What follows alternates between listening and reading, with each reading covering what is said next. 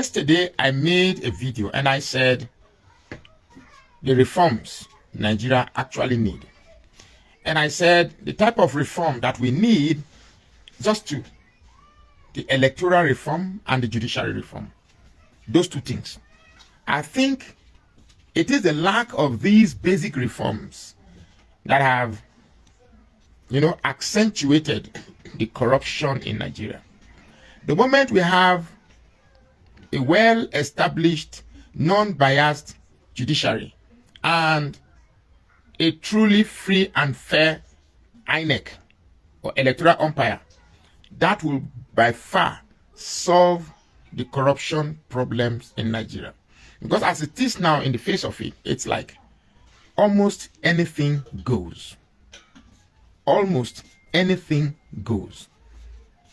Whoever is corrupt now feels this is the right time to actually be corrupt and go. Nothing is going to happen. Now, I was able to speak with somebody who read the book, Nigeria and Its Criminal Justice System, written by Farotimi. And it seems as if the chief culprit of that book is Afe Babalola San. Now, what impresses me more about the book is that a book accuses the justice system of being criminal, and as if propelled by some sort of benevolent catalyst, the judiciary is activated to justify that book. That is what I'm saying. Now, a human rights activist, who by extension is a lawyer, wrote a book from his perspective suggesting that the Nigeria criminal justice system is criminal. And somebody was mostly fingered. And without much ado, the person activated the Nigerian police to pick this person up, lock him, without due consideration of his fundamental human right. And what I am hearing now is that he has been denied bail. This is Nigeria. And that more charges have been added to his earlier charge of defamation, making it difficult for him to be released. And one of the charges that has been included to his previous charges is that of treason.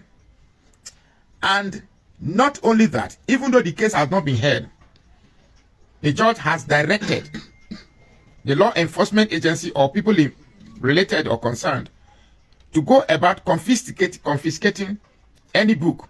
What that means that if you have bought this book and you are seen with it, you can be arrested.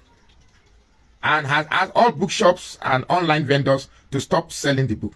The question I am now asking is, what are you hiding? Now, it may seem to the disillusionment of the judiciary or the corrupt system that they indeed think that the things they've been doing all this while is so inconspicuous to the common man. But as Nigerians, we all know how corrupt the Nigerian system is. Now, I just came in from Delta State. Oh God, I just came in from Delta State. I've not even had my bath, actually. Just came in like an hour ago. Something took me to Edo State. I just came in from Edo State. Now, anything from the south up to Okene, police, and this is the Nigerian military, who are supposed to be professional, asking you any joy for the boys. Show me love, show me love, show me love, show me love. That's the slang now. Show me love. That means bribe me, bribe me, bribe me. So in one of those instances, the soldier man pulled us over, and because the driver didn't want to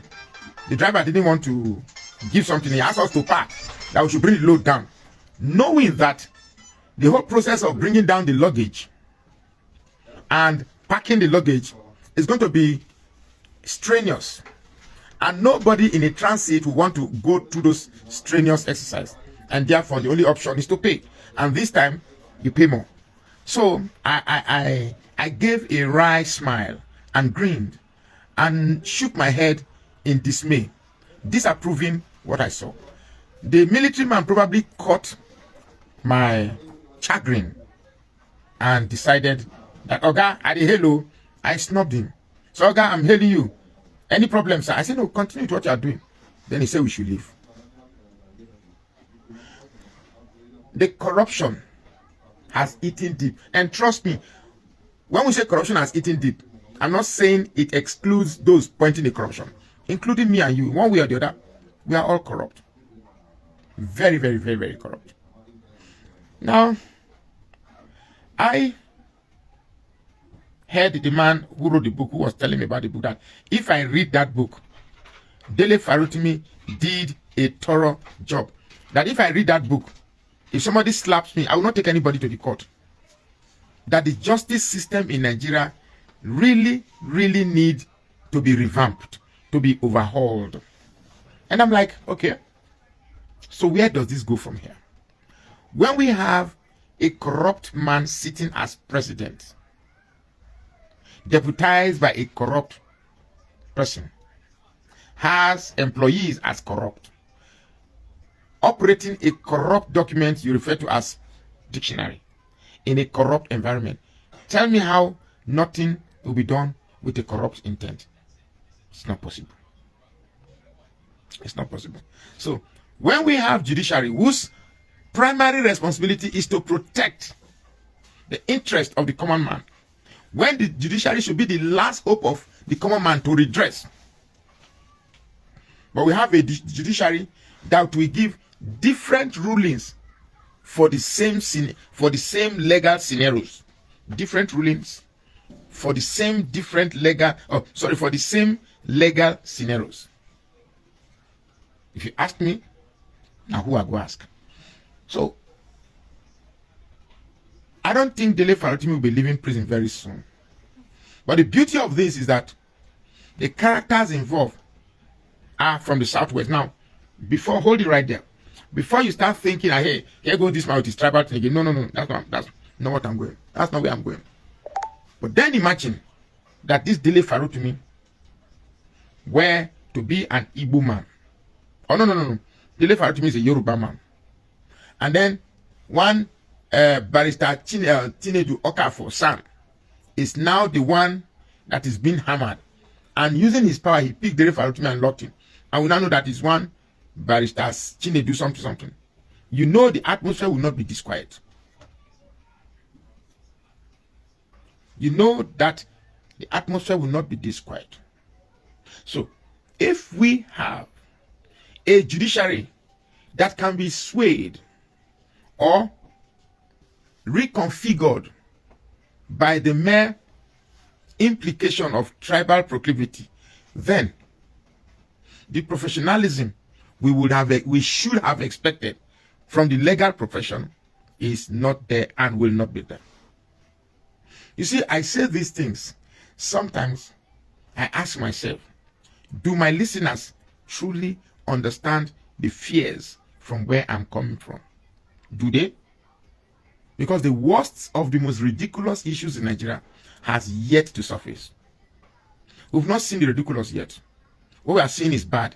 The ridiculous never starts to come. When you see it, you know that these are beautiful times. In the bus I took when I was coming, I saw a Yoruba guy who was still frantically defending Tinubu.